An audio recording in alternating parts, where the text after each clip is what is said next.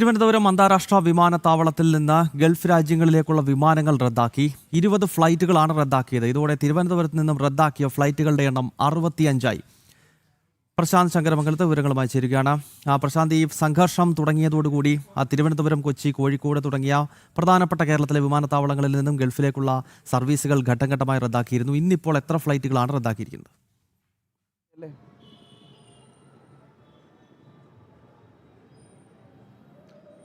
ഗൗതം, യുദ്ധം തുടങ്ങിയതിന് ശേഷം തിരുവനന്തപുരത്ത് തന്നെ നിരവധി ഫ്ലൈറ്റുകളാണ് റദ്ദാക്കിയിട്ടുള്ളത്. നിലവിൽ ഇന്ന് 20 ഫ്ലൈറ്റ് റദ്ദാക്കിയെന്ന ഒരു വിവരമാണ് എയർപോർട്ട് അതോറിറ്റി തന്നിരിക്കുന്നത്. ആകെ ഇതുവരെ ഈ യുദ്ധം തുടങ്ങിയതിന് ശേഷം ഇതുവരെ 65 ഫ്ലൈറ്റുകളാണ് മൊത്തത്തിൽ റദ്ദാക്കിയിരിക്കുന്നത്.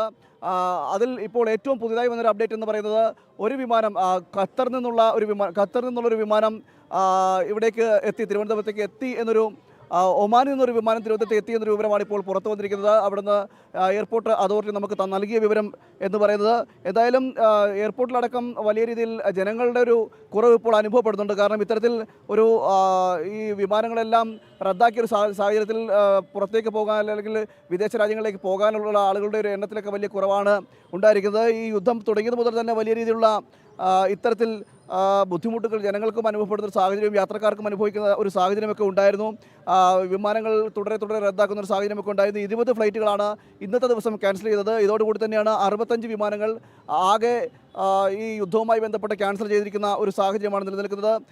നിലവിൽ ഇത്തരത്തിലാണ് മസ്കറ്റിൽ നിന്നുള്ളൊരു ഒമാൻ എയർ സർവീസാണ് ഇന്ന് സർവീസ് നടത്തിയത്. 8:55 എത്തിയെന്നാണ് ഇപ്പോൾ എയർപോർട്ട് അതോറിറ്റി പറയുന്നത്. ഇത്തരത്തിലാണ് വിമാനങ്ങളുടെ ഒരു അവസ്ഥ എന്ന് പറയുന്നത്. 65-ലധികം ഫ്ലൈറ്റുകളാണ് ഇത് മറ്റ് കൊച്ചിയിലേക്കായാലും ശരി, കരിപ്പൂർ, കണ്ണൂർ അടക്കമുള്ള എയർപോർട്ടുകളിൽ നിന്നും സമാനമായ രീതിയിൽ വ്യാപകമായിട്ട് ഫ്ലൈറ്റുകൾ റദ്ദാക്കുന്ന ഒരു സാഹചര്യമൊക്കെ നിലനിൽക്കുന്നുണ്ട്. എന്തായാലും യുദ്ധ സാഹചര്യം ഇങ്ങനെ തുടരുന്നു, യുദ്ധഭീതി ഒഴിയുന്നില്ല. അങ്ങനൊരു സാഹചര്യത്തിൽ വിമാനങ്ങൾ റദ്ദാക്കുന്നു. അതോടൊപ്പം തന്നെ ഇതേ തുടർന്ന് യാത്രക്കാർക്കും വലിയ രീതിയിൽ ബുദ്ധിമുട്ട് അനുഭവപ്പെടുന്നുണ്ട്. ഗൗതം.